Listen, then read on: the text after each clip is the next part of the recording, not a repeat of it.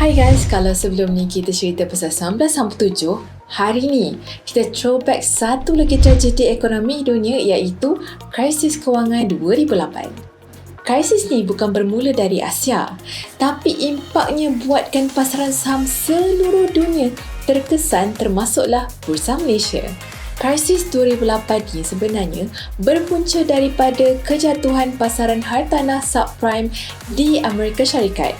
Kemuncaknya berlaku pada 15 September 2008 apabila bank pelaburan gergasi Lehman Brothers diisytiharkan bankrupt. Berita ni jadi pencetus panik global yang luar biasa. Di Malaysia, impaknya mula terasa kuat pada suku keempat 2008. KDNK kita yang sebelum tu rancak tiba-tiba jatuh mengejut kepada 0.1% saja.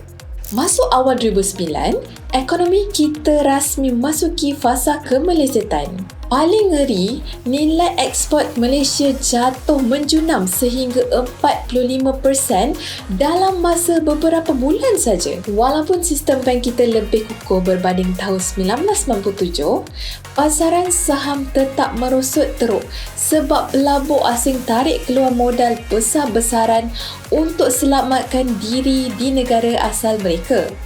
Kerajaan terpaksa keluarkan pakej rangsangan berbilion ringgit untuk elak ekonomi kita terus lumpuh. Cuba bayangkan korang tengah pegang position buy masa berita Lehman Brothers bankrupt tu keluar. Market gap slippage gila-gila dan engkau boleh hangus dalam sesaat. Sebab tu dalam trading, bukan teknik je penting, tapi pilihan broker tu harus tepat. Di Ultima Markets, korang dilindungi dengan negative balance protection.